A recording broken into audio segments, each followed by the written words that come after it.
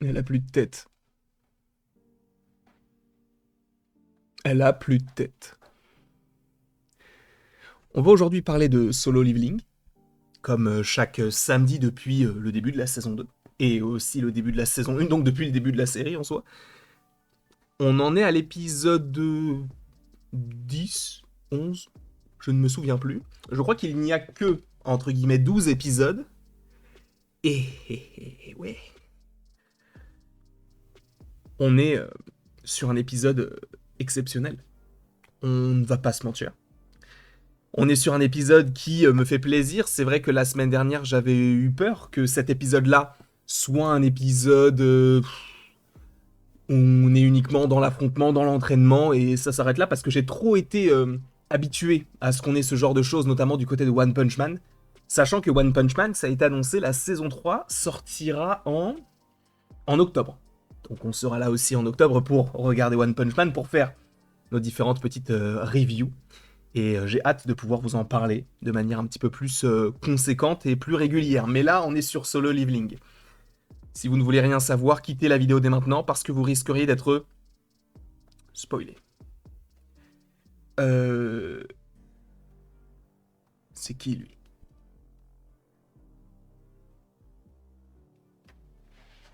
Bon, je me permets de poser la question. C'est qui? Non mais c'est l'un des enfants de la reine des fourmis sur l'île de Jeju.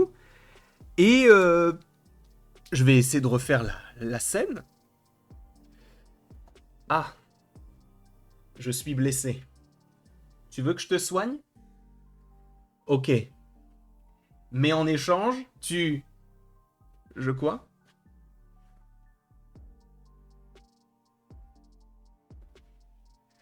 Voilà la scène en question. J'ai fait les cours Florent, il faut le rappeler. Cette créature.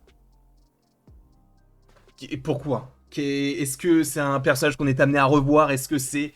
Je me pose, encore une fois, c'est ce que je dis à chaque critique de Solo Leveling. Je me pose beaucoup trop de questions. Comment? Pourquoi? En plus, ils sont malins. Ils sont malins parce qu'ils ont fait en sorte que la mère de Jinwoo revienne à ce moment-là. Et donc lui, vu qu'il veut profiter de la présence de sa mère, se dit non, je vais pas aller à votre aide. Et il n'y va pas. Alors que Jinwoo pourrait tous les buter. Tous sans exception. Et c'est pourquoi je me dis, étant donné que là on est sur l'île de Jeju et que les 2 prochains épisodes seront supposément uniquement là-dessus, est-ce que Jinwoo ne pourrait pas aller sur l'île de Jeju avec tous ses soldats et affronter les fourmis, et notamment cette fourmi-là et aussi la reine? Ça serait plutôt sympathique, sachant qu'on ne sait pas d'où elles sortent. Est-ce que ce sont des fourmis qui viennent d'un portail en particulier? Trop de questions. Ça me fait tousser. Trop de questions et évidemment aucune réponse. Et ce n'est pas plus mal, encore une fois. Le moment où vraiment... Bah attendez, j'ai l'image en fait. Au moment où on a cette image-là, je me suis dit... Je me suis dit, c'est bizarre, elle répond pas. C'est bizarre quand même.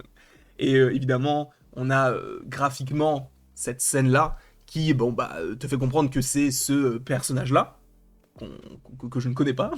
Enfin, en tout cas, on sait que c'est le fils, enfin, en tout cas, l'enfant de la reine des fourmis, et donc qui est beaucoup plus gros que la plupart des autres.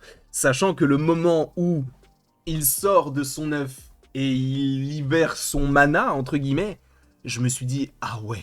Au début, je me suis dit, bon, non, ça va juste être une fourmi comme les autres qui va être juste un petit peu plus grosse. Là, on sent qu'il y a du potentiel, parce que là, le fait de décapiter un chasseur ou du coup une chasseuse de rang S en un coup, tu te dis, mais quelle est la puissance de ce perso? Et même graphiquement parlant, le côté de l'écran est noir et on voit juste les yeux rosés, je trouve que ça fonctionne parfaitement bien. Et après, le fait que tu vois les pieds de Jinwoo, les pieds nus là, qui marchent sur un couloir, là, enfin dans un couloir, et la petite musique. On est qui, nous? On travaille pour vous. Non mais je le demande. Vous nous faites ça chaque semaine. Et on ne dit rien, on se dit, ah, oh, c'est dommage. Là, je tape de la gourde sur la table. Donnez-nous plus que ça. Je vous en supplie. Alors là, logiquement, alors je crois qu'on est sur l'épisode 10. Là, il reste logiquement 2 épisodes. Et ces 2 épisodes, je sens qu'ils vont être exceptionnels. Notamment d'un point de vue de l'intrigue, puisque là on est sur l'île de Jeju, il y a tous les chasseurs, et à mon avis ça va envoyer du très très très lourd. Et aussi quelle sera l'importance, la part dans la série, en tout cas dans la fin de la série, sur Jinwoo. Ça va être aussi important, sachant que Jinwoo, bon, on le sait aussi, hein, de son côté, lui il a affronté Goto, je sais plus comment il s'appelle, Goko, je m'en souviens plus. Bref, le chef de la guilde du côté du Japon. Et bon, il s'est laissé... bon, il a eu une petite balafre, mais c'est très léger par rapport à ce qu'il est capable de faire. Donc tu sais que ce mec-là, déjà, il est très puissant pour pouvoir faire ça à Jinwoo. Mais au-delà de ça, Jinwoo le domine quand il veut. Là, il a fait que l'esquiver. C'est tout ce qu'il a fait. Et il lui a pris la main, pas le poignet. Et heureusement qu'ils l'ont arrêté, parce que sinon, bon, ça allait... faire encore plus de dégâts, et au moment où on est passé du moment du combat au moment de l'expédition sur l'île de Jeju, je me suis dit, bon, là il me plaise, parce que j'ai eu peur que ce ne soit un épisode que sur ce côté-là, et là je me suis dit, en vrai, au début de l'épisode, je me suis dit, bon bah, ça va être l'affrontement, Jinwoo il va peut-être faire partie de ceux qui vont se battre, etc. Et force est de constater que non, l'île de Jeju, là on l'a. Choi, il a montré une grosse partie de sa puissance. Il y a aussi Beongyu, genre peut-être que je le prononce mal, mais je crois que c'est bon, on va l'appeler Beong. Et aussi on a Baek, qui lui se transforme en une sorte de fauve.